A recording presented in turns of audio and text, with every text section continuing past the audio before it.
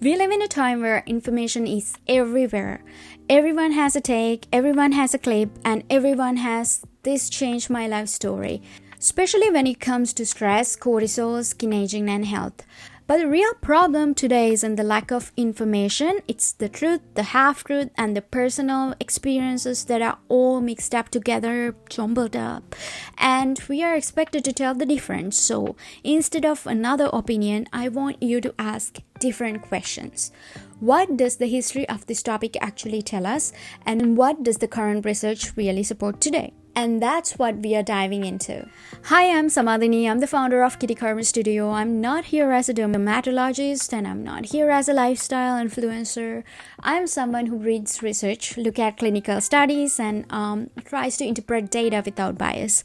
I don't like fear-based skincare, and I don't like miracle claims, and I don't like complex biology flattened into headlines. So in this video, I want to do 4 things. Look at this idea, stress from the body actually comes from historically, and talk about what modern research and clinical studies show, and discuss how fast these changes realistically happen, and look at what real people are saying online without confusing experiences for proof. And let's start with the history because the idea isn't new. So long before skincare trends and the research, we are already studying how the mind affects the body. In early 1900s, the scientists noticed something strange, that people under long-term physiological strain seem to get sick more often and heal more slowly.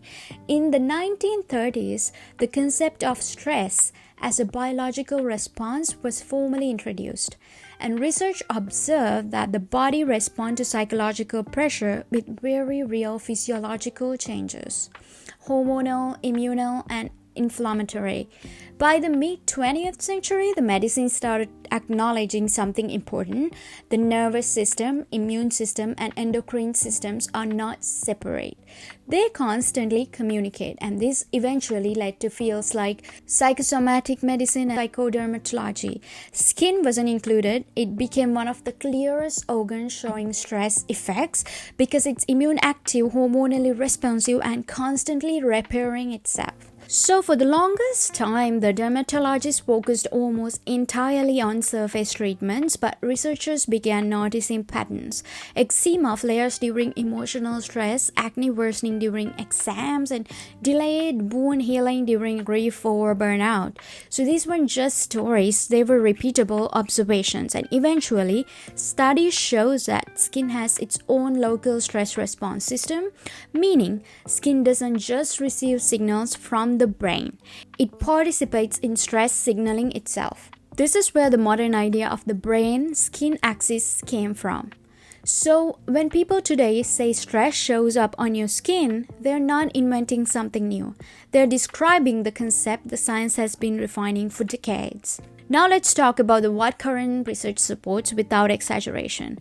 One of the strongest and the most consistent finding is that chronic psychological stress impacts skin barrier function. In human studies, higher stress is associated with increased water loss through the skin, slow barrier recovery after irritation, higher reactivity and sensitivity.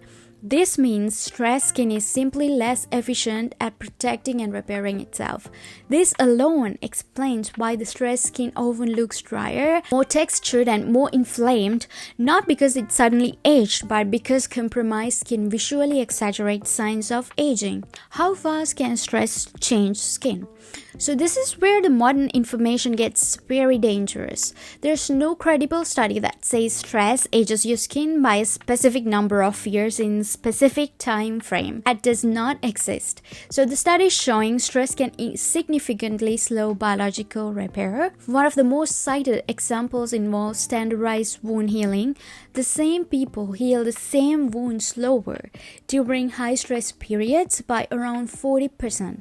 That's a major difference. What this tells us is not the stress creates wrinkles overnight, but the stress can slow recovery over weeks and months. And slower recovery over time can translate into earlier or more visible aging signs, especially when combined with inflammation, sleep loss, and barrier damage. Let's explain what's happening biologically, the mechanism, simply. Chronic stress alters hormone signaling, shifts immune balance, and increases inflammatory tone your skin. Your skin, being immune active, responds to this environment. Instead of being in a steady repair mode, stressed skin exists in a reactive state. Think of it like this. Healthy skin is in maintenance mode and stressed skin is in the defense mode.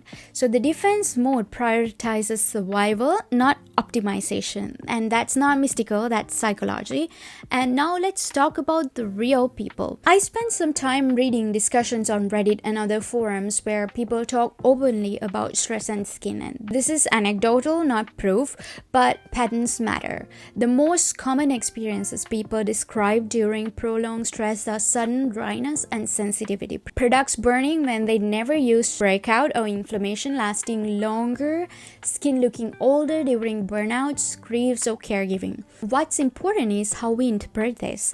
The stories don't mean stress guarantees aging, but they do align with what research suggests.